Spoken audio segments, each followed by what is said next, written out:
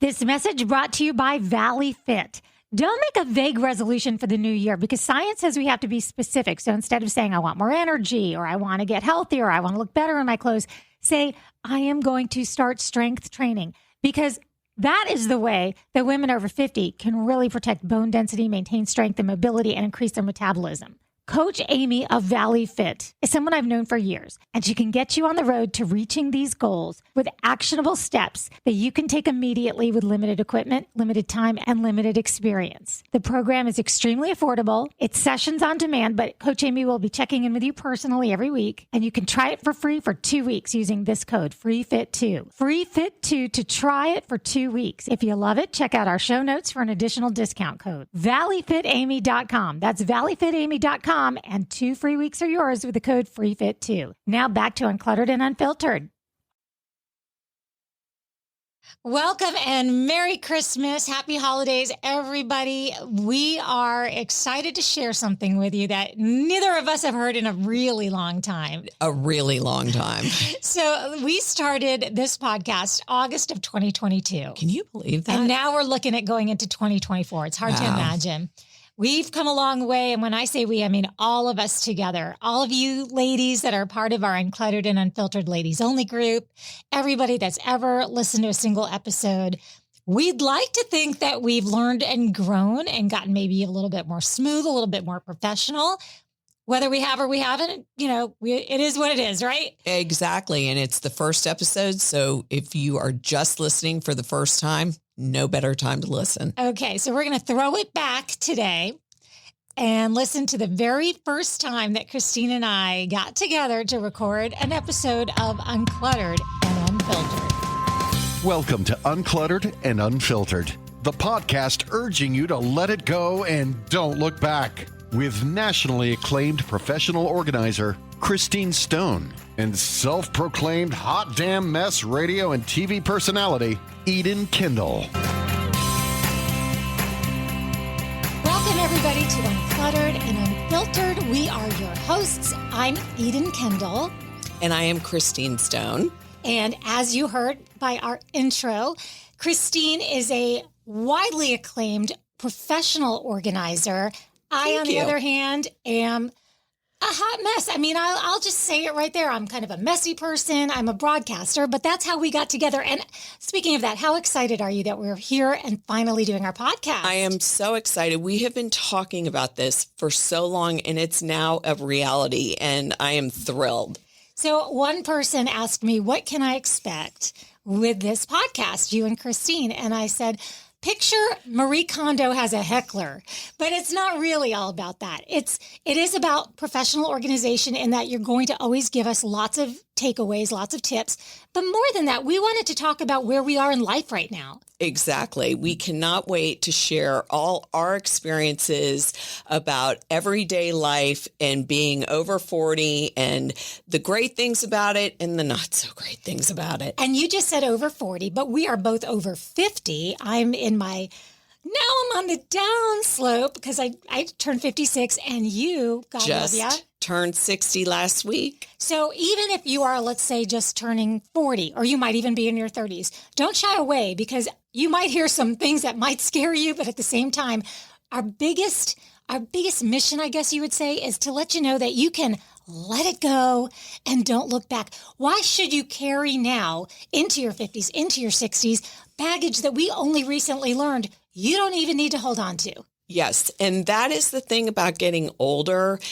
Every decade, you learn so much. And so I'm excited to share everything I've learned from my 50s to my 60s, all the way back to when, I was an empty nester or had a colicky baby. I mean, there's just so many ways you can reach out to people and let them know this too shall pass. And we are coming from some different perspectives. Let's start out with what will be an opportunity for you to pick up some organizing tips, but at the same time, learn about how Christine and I met. I was hosting a daytime, midday local TV show, and we wanted an organizer. A friend gave me Christine of Neatly Designed, all of her information. We chatted and decided you would come over and organize my closet. So I know that's been several years, so you may not have a clear picture of what you saw when you got there. Oh, I remember. Oh. I remember. So let's talk about it, okay? So my closet was a mess, just a mess. And I had a real stress feeling every time I walked into it, right? Well, the first thing I remember is you're so busy all the time. That's one thing I admire because you're always on the go. You always have things going on, places to be, people to see. And it kind of reflected that. You had a rolling rack in your bedroom. You had there was no rhyme or really reason to anything. And that's my job. I go in and I try to calm the space and make it work for the lifestyle each person has. So there are a couple of things that stood out to me. And this is something that you tell everybody, no matter what the space is, be it a junk drawer or a closet, you got to take everything out. If you don't take every single thing out of a drawer, a closet, a pantry, you're just moving stuff around and you're never going to be happy with the end result. So I am known as the purge professional locally here because I am really passionate about purging. And so that's what we did. We purged. So we took everything out. Nothing got to go back in unless I really intended to use it. And one thing you do to maintain that, I hope I'm not skipping ahead too far, but I love this, and everybody listening can employ this immediately, is you ask your clients to keep a bag in their closet. Yes. And when you take something off of a hanger and you put it on and then you decide you're not wearing it that day, what are we supposed to do? Well, I personally also keep a bag in my closet because when you put something on and you look in the mirror and you say, oh my God, what was I thinking? I hate this color on me, or I look weird in this. It's not fitting me right. I bought it at a certain time in my life when I was at a different place. Take it off, put it in a bag, and donate or consign it. Do not hang it back up in your closet. Every time you walk in your closet, you look at it and it brings back memories of a time or an event that you just didn't feel your best. Obviously, if you put it on and take it back off, you picked it to put on because it was appropriate for the occasion. You took it back off because it's not you anymore. And that happens all the time. I organize a lot of women's closets, and I started to see a theme and a pattern that people would feel bad about themselves when they say, oh, I can't wear that anymore, or that doesn't fit me anymore, or, oh God, my legs used to be so great and now I wouldn't be, but they won't let it go because it's emotional. And so my job is to go in and do the Carrie Bradshaw effect, I call it, where I sit on the ground and they try things on and we do the thumbs up, the thumbs down, and even have a maybe pile. But my job is to go in and have women get their groove back, have them buy clothes that fit them for the time of life they are in now, not something 10 years ago or when they were in their 20s and they're now in their 40s. You need to have a closet that speaks to who you are right now. Christine, what about the things that you hold on to because there could eventually possibly be an occasion where you could wear it? Don't you agree, though, that sometimes the fun is actually shopping for something specific to that occasion? Or do we have to hold on to all of these things that maybe we'll never wear again, like a floor-length gown? Or, I guess there are some times where you do need to hold on to them because they're very expensive. But don't you think we sometimes tell ourselves that we will wear it again, even if we won't? Like for instance, my daughter just got married. I will never wear that dress again. It's not that it wasn't the most beautiful dress. It was amazing, but I just would never wear it again. It was sparkly and sequiny, and that's just not my life now. So I'm going to consign it. I'm not going to keep it and have it take up space. And that's what I tell people all the time. I'll say to someone, oh, this is a beautiful gown. When's the last time you wore it? Oh, to my son's wedding. When'd your son get married? 22 years ago. And I'll say, have you worn it since? And she'll say, no, I would never wear. I don't even fit into that anymore. So people do have emotional clothing clutter, and it's not just about sentimental items. There are emotional clothing. Yeah. And sometimes you need a professional to help you get rid of items like that. And if a professional isn't in your future, then maybe a very honest bestie. A very honest bestie friend, but never a relative, because whenever you bring the relatives in, it's like, well, Aunt Margaret gave that to you. How could you get rid of that? It's an heirloom. How could you do, everybody has their opinions, and it's fine if it's a friend who's not attached to things or memories or relatives. But when you get like the mom, the grandma, the aunt, the cousin, you're bringing in like the whole family. Yes, exactly. All right, let's touch on one more part of the closet clean out. Then we're going to put a little pin in that and come back to it at the end. Hangers. Well, I can tell you that is one thing I always recommend, because there is nothing more calming and soothing than matching hangers. Also, when you have broken hangers, different color hangers, big, thick wood hangers, you're not utilizing the space. Thin, slimline hangers really, honestly, do make a huge difference, and all the same color. You walk in, you look at it, everything looks uniformed, and it just makes you sigh a sense of relief. And you said slim, so those flat ones. Yes. They don't have to be very expensive. I see them at Marshall's. I see them at Target. I see them at Ross. I see them every place at you can buy. Costco, you can Amazon. Get 2 boxes, which is 100 hangers for $39. I mean, it's the least expensive, least time-consuming thing you can do to make a dramatic change in a closet. And if you're our age, you'll completely understand. No wire hangers. Exactly. All right, we're going to put a pin in that, because there was one change that Christine had me make to our closet that I thought she was bananas, like totally bonkers. It made the hugest difference. You may or may not have this situation in your household in a room. You're not going to believe it. So please, if for no other reason than this one gigantic takeaway, stay with us. But let's talk about the big events, plural, that have happened for you.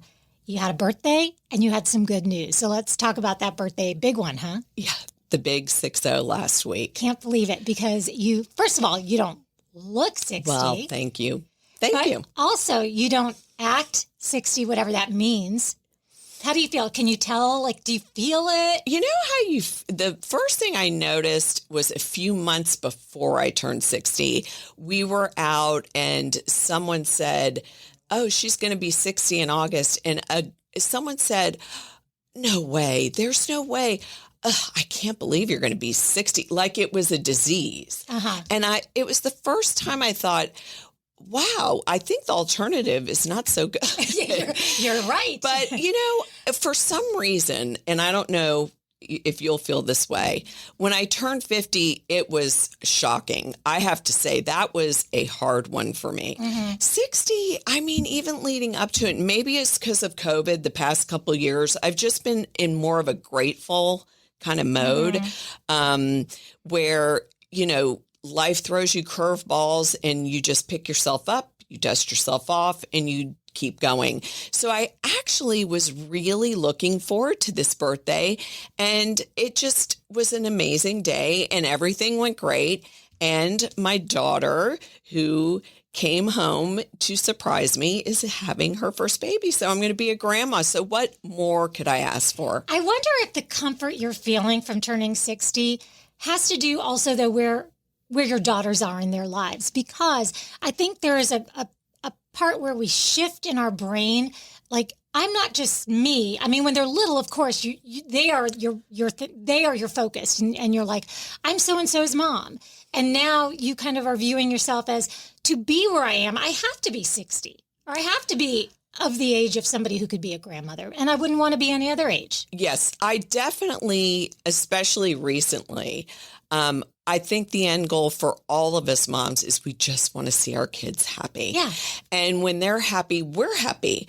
And I think just right now, it's just all kind of unfolded into this big past couple years, wedding, baby, it just has been really, really an amazing couple years. And although, we've all been dealing with COVID, I just feel that sometimes things really do happen for a reason.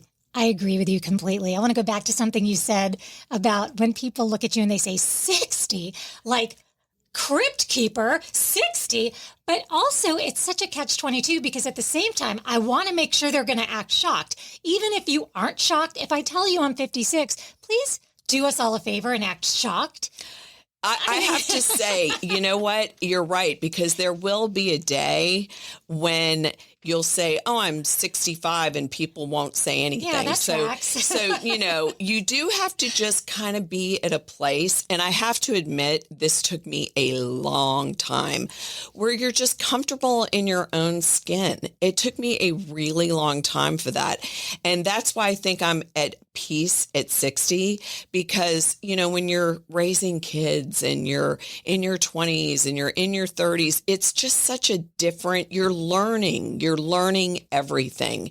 And by the time you get to your 60s, you know what's important. You know what's not important. And that's the part about letting it go and not looking back. With us in our family, I'm the butt of a lot of jokes. I mean, I think I lend myself to that, just the way I kind of put everything out there on a regular basis.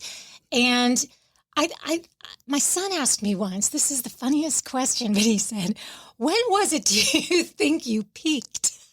Oh my. Like, what makes you think I'm not in the process of peaking right now? I mean, I don't know. When did I peak? And if you think about your life like that, and you think that there was a moment you peaked and everything is downhill from there, you are never going to feel happy again in your life. I really agree. I totally agree with that. And also, how dare he? But that's a whole other thing. But for me, like, I am a runner and I participate very often in these local, sometimes out of town, but these running events. And it's broken up when it comes time to awards and things like that into age groups. And I used to say, I also don't care that much about being the fastest one. But if I were to care about that, I would say I don't need to be the fastest one, but I want to win my age group, or I want to show up in my age group.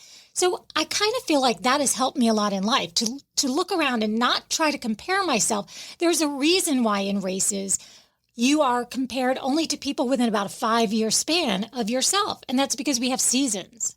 Yep, I exactly. And you'll notice when you get to 60, all of a sudden, when you go to the doctor's office or you're filling out a form, it's just 60 plus. They give up. I so mean, you're after your own that, age group? Yeah. I mean, which that is shocking in itself. When you're in your 40s, it's like 40 to 45. It'll say and check the box. But at 60, it's 60. That's it. So I just think also in this world that we live in now, everyone's like 60 is the new 50, but really, I don't know about that. I'm kind of on the fence on that. I feel like 60 is 60, because I'm there. This is one of my favorite things you said. You said, what's going on with my knees? Why are they wrinkled? And why is that? Is it because our skin kind of like loses a little bit of elastic? And you ladies listening in your 40s, you're starting to notice it too. So don't kid yourself. Yeah. Well, I have to tell you, that was the very first thing I noticed. I looked down because I wear a lot of dresses. We live in Florida. It's hot here. Yeah.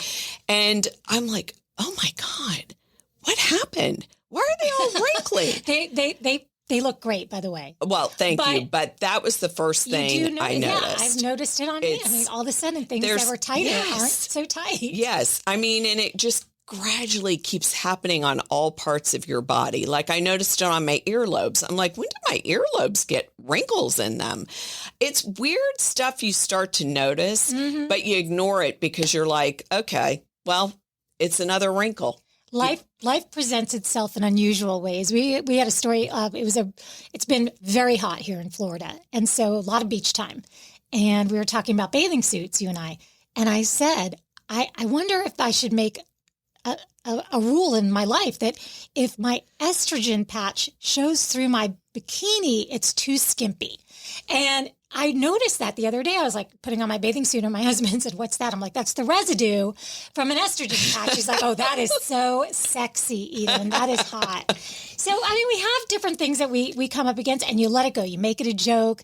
You find people around you. You guys that are 40 should totally hang out with us. We will make you feel so young. Absolutely. You are just, I mean, it's nice you're sitting at the kids' table if you're listening to this and you're 40. Congratulations. Yes, I feel, I mean, when someone said, "Oh, I thought you looked 40, I'm like, 40 seems like a lifetime ago. I mean, I honestly, I can't even really remember my early 40s. So it really goes fast. So enjoy each phase of life because it just flies by. And that's the kind of thing we will talk about regularly. However, I will say you will never leave here without some pretty solid organizational tips. So let's get back to the closet. Let's review, shall we? Yes. So we've taken everything out. Nothing is coming back in unless it's a keeper. We have changed out all the hangers, but yet I'm still having issues because I can't get to my belts, which are behind the door, there are all these things that are happening in the closet because of a simple thing with the architectural layout. So what did you tell me to do? So I told you to take off the door. And the reason why I said that is because a lot of people, their closets are in their own private bedrooms. It's not like people are hanging out in your bedroom. And the way your closet was situated, it was a nice sized closet. But every time you opened the door, you couldn't see what was behind the closet door. The door swung in. And so you weren't using a lot of the space. And so once you took the door off, we were able to use the vertical space that used to be behind the door. And it just opened up a whole lot of area that was being covered by a door. And you never used the door. You didn't really need the door. You never shut the door. And those are the reasons it's more practical to take the door off. You can have someone come in and patch where the hinges are if you want to make it look absolutely back to normal. But it's just so important to really have an outside opinion. You look at your closet every day. I am a fresh new set of eyes looking at your space, and I can see what is not being used. And what you saw was a door opening in, covering everything that was hanging in that part of the closet, and creating an area that I couldn't use to even maybe hang up hooks for a belt or anything like that. I have seen you in action, Chris, picking up some of the absolute most intricate details. So Christine did a pantry recently. We're not going to get into pantries right now. We're on closets, but I just want to kind of explain a little bit about this. The aesthetic is very important to you. Painting the wall inside. You have had me, when we did a storage closet, you wanted us to go in and paint the walls of a closet. Nobody sees these, but what it was before you saw it was there was some drywall up, and your suggestion was you can't ever get a comfortable, neat feeling when you're opening that door with the walls being kind of mishmash. And well, there's nothing that makes a space look brand new like a fresh coat of white paint. Nothing. I mean, I have suggested this for pantries that were yellow before. And every time a client says, "Oh my God, it looks like I have a new this, a new closet, a new pantry, a new linen closet." Something so simple that people don't think about is just painting something white and giving it a fresh coat of white paint. And you think, well, it's behind a closed door. Why would I even trouble myself to do that? But I'm here to tell you, when you do these little things, it really is life-changing. Is that an overstatement? I don't necessarily think it is. I think if you can open your linen closet and not feel ashamed of yourself, which I can't do that in every closet of my house right now, not because you didn't help me, you did. But over the next several weeks and months, I would love for us to talk not only about getting organized, but staying. Yeah, well, that's the one question I'm asked over any question is, okay, I'm organized, but how do I stay organized? So that is a very popular question. I mean, I want to delve into the psychology behind why, and maybe we'll have some guests on that can help us with this. Why do people like me not put everything back where it started? Why do we lose things? Why can't I have the same pair of glasses for more than 6 months? There has to be a psychological reason why someone like you can keep things not only neat for yourself, but can look at somebody else's situation and quickly identify where changes need to be made. Well, usually it's a system, and that's the problem. There is no system in place to stay organized. So that's a whole nother topic on staying organized, but it's always because there is no system in place. And if you have a family and you have kids, a husband, you have to have a system so everybody follows the system, or else you're going to have it organized for a day, and then the kids are going to get in there and the husbands are going to get in there, and it's going to be a mess because there's just no rhyme or reason to anything. I wish I could grab you by the hand and pull you into a time machine from back to when my kids were little, so we could instruct everybody how to do things like that. So this is where we're at right now. We're going to give you a couple of homework assignments, if you don't mind.